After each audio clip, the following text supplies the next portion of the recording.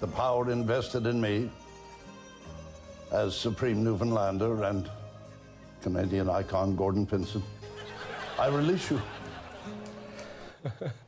The Canadian icon himself. Mark Critch was, of course, a friend of Gordon Pinsent's. The fellow Newfoundlander joins me now from St. John's. Thank you so much for waking up early with us this Sunday morning, and I am so sorry for the loss of your friend, sir. Thank you very much. I'll get up any time in the middle of the night to talk about Gordon Pinsent. He's my favorite topic. Well, and you've already been talking about him. You tweeted that you saw him just a few weeks ago, and you wrote that his twinkle was as bright as ever. Tell me about that visit. Well, whenever I would go up to Toronto, I'd get a little package of Newfoundland items, you know, some snacks from here, books, whatever, and go visit Gordon. And we'd sit and we'd talk and we'd laugh, and he'd tell me about all the different things he was working on and the things he was writing, and he'd like a bit of gossip from home.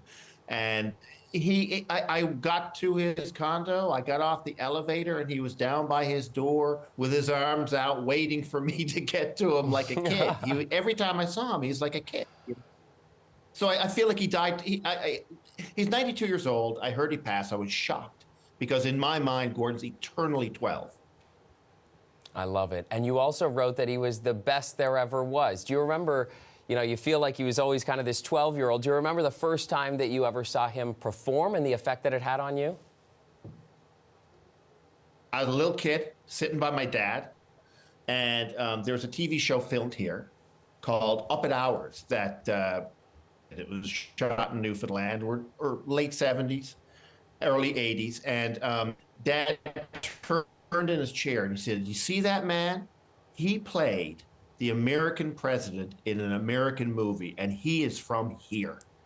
And I meant, what? And he was like, you know, the Newfoundland Pope, right? I mean, walking down the street with Gordon was a bit like walking down the street in Bethlehem with everybody wanted to touch the hem of his garment. But for us, he was Neil Armstrong. He was the first person on the moon, and there was a time when, you know, you didn't think Newfoundlanders could be on the CBC. At a time when in Toronto they sold Newfie joke books and things like that, and he was the exact opposite of that. And he cut the path. He came to Canada as an immigrant. He was born in Newfoundland, and he went off to this other country to find his star. And then eventually Newfoundland and Labrador caught up, and we too joined Canada. But by then he had cut this path like he was working through the woods. And then he'd look over his shoulder to bring as many Newfoundlanders with him as he could. And when I first reached out to him to do a piece making fun of Justin Bieber's autobiography, I thought it'd be funny if he could read this dramatically, you know. He's like, absolutely. And ever since then, he couldn't do enough for you, you know. So we lost the beacon for Newfoundland Labrador artists. Oh, and we're all so sorry for that loss, because he's had such an influence, certainly. I'm also just getting a message now from John Northcott, who used to host this program that I'm on now, and he suggests that I ask you about the Newfoundland dog story with Gordon. What is that story? Oh, okay. So last time Gordon was home, he was there. He came in for my my wedding, and he said, you know, I said, "Gordon, anything you want to do, man?" And he said, you know, it's been a while since I've been to the top of Signal Hill. And so we go up to Signal Hill, and it's a windy day, and there's a lovely gentleman there with this big Newfoundland dog. And Gordon said, "Ooh, I'd like to get a picture. Do you think I could get a picture with the dog?" I'm like, "You're Gordon Pinsent. You can do whatever the hell you want." So we go over and we get a photo with the dog. And then this tour bus happens to be up there. And then this lady comes over from Ontario and said, "Excuse me, are we allowed to get a picture with the dog? And is that Gordon Pinsent?" I said, "It is Gordon Pinsent." She said, "Do you work for him?" And I said, "Yeah, I guess we all do." And she said, "Could we get a picture with him?" And I said, "Well, every summer, the government of Newfoundland and Labrador has Gordon Pinsent on the top of Signal Hill with a Newfoundland dog for pictures all summer." She, "Really?" And I said, "Absolutely." So I went over to Gordon. I said, "There's a lady who wants to get a picture with him." He said, "Okay," takes a picture. So there's another lady. "Okay." And there must have been like 40 people on this tour bus. And he sat there, kept looking at me. "What's going on?" I said, "You still got it, kid." And he stayed there all day talking to people. But everywhere he wanted to go, that's all people wanted to do was see him. Because he was a Canadian icon, truly. And he did that. He became a household name in Canada doing Canadian art, telling Canadian stories. He wasn't somebody who went off to the States and played a superhero or something and came back and hadn't worked there. He is somebody who 100% became beloved by telling Canadian stories. And I think it's a deeper loss because of that. Well, and you call him a hero, a mentor, this man that meant so much to so many people in the business and beyond. But for people who didn't have a chance to know him personally as you did, what was he like kind of behind the scenes? Thoughtful. I mean, every Christmas he'd call her FaceTime, every birthday, every Sunday, often on Sunday we talk on the phone, and he's always checking in, see how you're doing. Are you working? You know, that kind of stuff. And but he was loving. He was so thoughtful. He would say the most beautiful things. And he said the loveliest thing about love that I've ever heard. And we were talking about love and everything. And he said that his lovely wife Charm, who he loved with all his soul, had passed. And he said his favorite time of the day was just when you wake up, when you're not quite asleep, you're not quite awake. Because in those moments, you kind of feel for her, and she might still be there in his mind. And then as he woke up, he realized she wasn't. And he said for those couple of seconds, when in his mind she was still there, that was the best part of his day. And I thought, that's the most beautiful thing I'd ever heard. And I just hope they're finally back together again.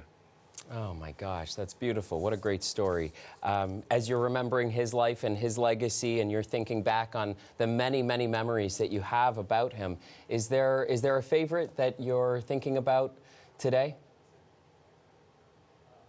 There's so many, but I remember we were shooting this movie, The Grand Seduction, you know, with Brendan Gleeson, who I was talking to about Gordon last night, and he was just so enamored and amazed by everything Gordon had ever done. And anyway, so we're out in this little community called Tickle Cove in Newfoundland. We're shooting this thing, and there's a little store, tiny store, right? Bread, some chips, a bit of bologna, not pop, a few, and this little old lady behind the counter. And I said to Gordon, I said, come on, Gordon. He loved the snack. His nickname was Porky, so I'd always say, come on, Porky Pinsent, let's go to the store. And we walk over, and we open the door, dingle, dingle, dingle. And this lady is there behind a counter, and she looks up, and it's the Newfoundland Pope, it's Gordon Pinsent. And she just doesn't know what to do. And I'm walking along, and she goes, and once again, she goes, do you work for Mr. Pinsent? And I said, yes, I do. And she said, do you think I could meet him? And I said, well, he's eyeing a bag of chips, and you're the only other person here, and you're on the cash. I think there's a good chance you're about to meet him. She goes, oh, I'd love to shake his hand. I said, I'll see what I can do. And I go over to Gordon. I said, look, big fan over here, man. Make it nice, will you? Put a bit of spin on it. And he goes, got it. So he turns around and he goes, madam, are you the proprietor of this establishment? She goes, oh, yes, I am. And I said, may I say, this is one of the finest stores I've ever been in. Really? Oh, yes, absolutely. And does your parents own this place? Oh, no, it's mine. Thank you so much for the experience. He kisses her hand, and he walks out the door, dingle dangle, and she's 18 years old again. And then she looks at me and she says, oh, someone's got to pay me for the chips. And that, that was Gordon.